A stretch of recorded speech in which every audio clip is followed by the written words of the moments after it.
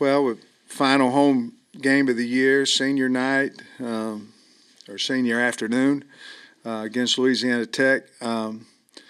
We're catching them when they're playing, I think, their best football.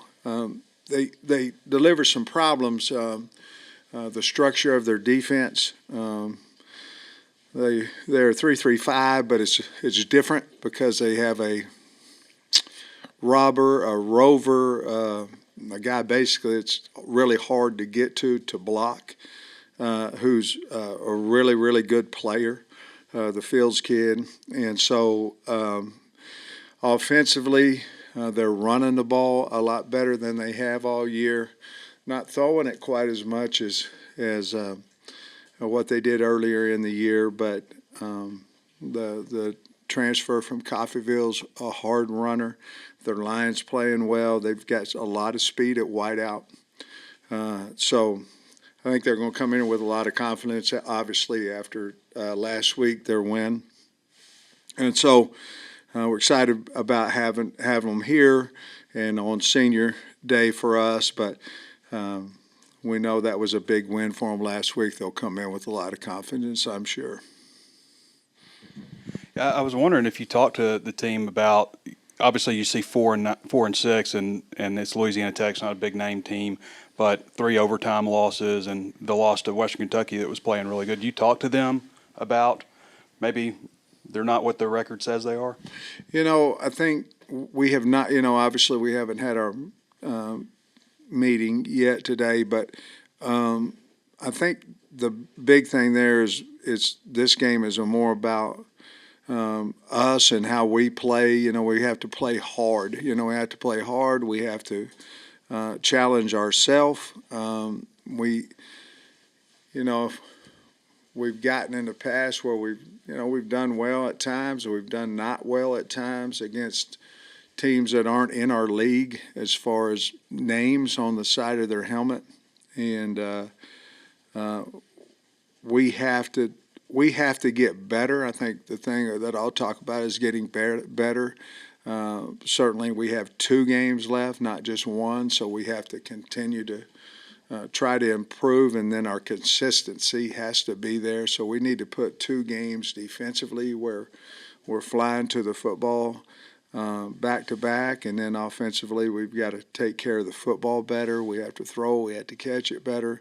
We've got to protect it better. There's a lot of things that we got to get better at, especially to win this game. This game will winning, if we can win, it'll allow us for not just another one, but then another one after that, and we just have to continue to improve. So I think that's what we'll talk about a little bit more than even what Louisiana Tech's been able to do lately.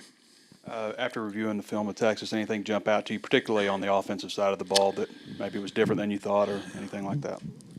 Offensively, there were some definite plays in there that, and they forced most of those. We made some mistakes on some of them as well, but the early interception, certainly we've got to catch that ball. We missed a wide open Sategna. Those 2 plays could have changed the outcome, holding on to the ball when we throw the little tunnel screen in there to CJ. Protection-wise, one of those was a missed assignment on an empty protection. We slid the wrong direction with the center. We had a couple of missed routes that Talon had to hold the football because we weren't running the correct route. And then we got whipped on the edge a couple of times. So I thought we played pretty well. We had the 1 errant punt, but I thought we played pretty well in the special teams game. Besides that, glad we made our field goal. But offensively, we played extremely hard, not smart all the time. And then when we got into the rhythm, the third and the fourth quarter, the turnover really hurt us there. On the other side, you said you'd know more about the secondary play, the changes, What'd you think of that after you watched that? Larry Worth played a really, really good game. I'm not positive off the top of my head how many tackles he had, but he was very, very physical. Mitchell played well, besides the mistake on the screen and go, bubble and go. Let him go there. Our eyes got in the wrong place there. Excuse me. I thought our linebackers tackled well. D-line ran hard. I thought we played extremely hard. We tackled. That was one of our better tackling games. And I really liked Stewart. He had a good game. And Hudson Clark probably played as good as he's played in a while at the other corner. So I think the changes that we looked at helped us. Have you come across Sonny Cumbie very often in the business, and what? I have not. I like him, and from all the interviews that we've watched and different things, he seemed to be an enthusiastic, energetic guy, and he's doing a nice job there at Louisiana Tech. But I really haven't ran across him much. Where are things standing with the plan to redshirt Patrick Kudus, and are you expecting to use him this weekend? Well, when Pat came back, I had that conversation with him about redshirting, as we all know. Whether we play him, and we'd like to do that, whether we play him this week and don't play him against Missouri, he only has one left. It's still up in the air, but our plans are to do what we told the young man we'd do, and that's to redshirt him. Whether that's next week or whether that's this week, we'll just have to wait and see how we are health-wise and all that. And then on Saturday, you said you were hoping to have Selman Bridges and Anthony Switzer back. Today, do you know yet if they're good to go starting the week? From what I'm told this morning and in our staff meeting, both of them will be back. And what about Braxton? Any chance for this No. week? No. That 3-2-6 defense you guys ran against Tennessee and Texas a lot. Two of the better defensive performances. I know you also ran it a little bit against Ole Miss and LSU. What about that defense might prevent you guys from using it more often as a base set?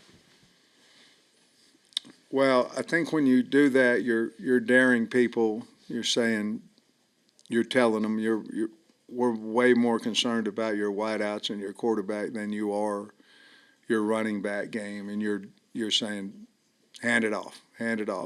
So there are some teams that you play that they're going, okay, we're going to hand it off, and 3 years ago against Georgia, they said, okay, we're going to hand it off 40 times and you better change, so it has really worked for us because of personnel, and so I think you'll see more and more of that defense for us because we have proven, for the most part, they had a pin and pull series Texas did that hurt us. But other than that, I felt like we handled the run game there and Tennessee well. You mentioned Larry and Miguel earlier. Those guys transfers, slow starts to their career. How have they maybe most improved, or what kind of prevented them from getting on the field a little bit earlier this season? I think two totally. Miguel was suspended for a while, and then with Larry, we finally found a position that is his. I mean, what he does the best. We'd went through inside the box. We'd went to hog. Finally, when we put him back there and let him roam at safety, I think we found his spot. So part of that is us. We've got to do a better job of finding that faster. But those are the two reasons. First time in a while, you won't have to do one of the availability reports this week. Just curious, now that you're this far into the season, what have you thought of having those, both from y'all's side and then seeing what's happening in SEC play with the other teams? Yeah, I still think it's depend on who the coach is, what they put out there. Sometimes there's a list this long, and sometimes there's a list like that. But we certainly look at it. and then we say, is this really true, And sometimes it is, sometimes it's not. Kids seem to get healthy quickly, at times. And so, yeah, I like it myself because y'all know and the public knows, and you pretty much know whatever it says on there for us is what it is. Another quick injury. Braylon, do you anticipate him being able to maybe do some more in practice and get amped up and ready to I play? think that's the whole thing with Braylon. I mean, he really didn't get completely okay. Everything will be okay with him until Friday, and so missed a lot of full speed reps, and certainly with having JJ back and all that, it would affect his reps some anyway. But if he's healthy, we'll certainly use him. He's a good player. And you've got another former player coming back in Zach Zymas. Yeah. What have you seen from him on film, and just what do you remember about his time here? He'd hit you. I mean, when he hit you, you got stuck. Certainly playing a different position than we had him here. But I like Zach, always have, and I'm happy for him. And I think he's one of the leaders over there. He's played a lot of ball, and I'm just really happy for him. He's doing a good job, and he'll hit you now. So we'll have to figure that out. And this is a little bit of a random question, but on the broadcast on Saturday, they made a point to point out the tall grass out there on the field. Is that something y'all wanted? Is that by design, or? No, I think the broadcasters, I don't know what they're talking about. I mean, that's, I don't know, regulation grass, but we didn't have it up higher than what anybody else were playing, I don't think. They had come up with something to talk about, maybe. I guess for yourself personally, what would making a bowl this year at 6-6 or 7-5 mean to you? It means something to the team. I mean, that'd be 4 out of 5, and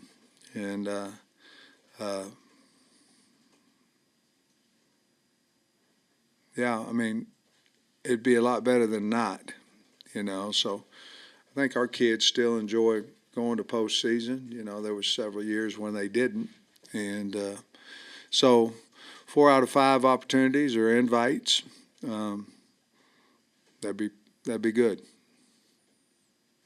Sam, you mentioned senior day, and of course, senior days changed a lot. You got some guys that have been here 6 years. You got some guys that have been here 1 year or 6 months or whatever. I guess whatever it is from January.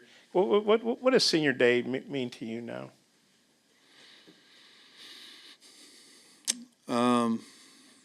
Anybody who puts in the work for a team and, it's their last home game or whatever, there's always a strong emotion that goes into that because you love them. And, but it's also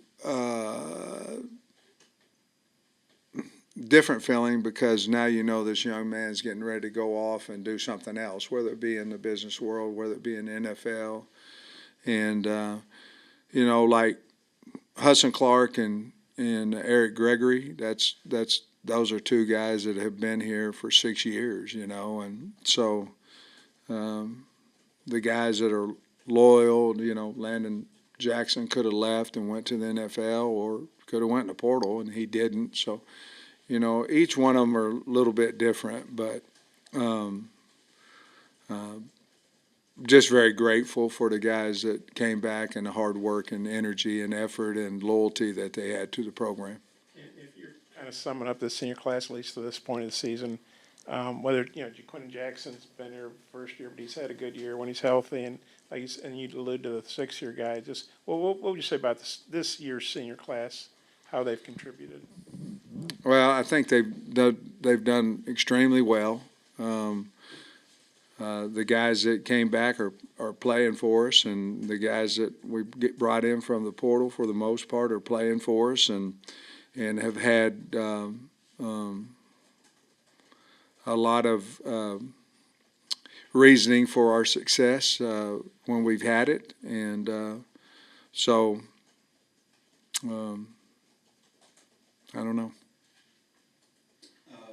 was wondering if there's anybody that's walking senior day that's maybe has eligibility left. Yeah, You see that every once in a while. Braun, Josh Braun, would be the one that certainly would like to have him back. But he's going to walk, which, that doesn't mean a whole lot. The rest of them that are walking, I don't expect to come back.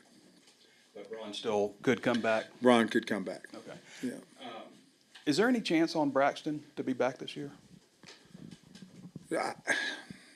If he doesn't practice, we're running out of time.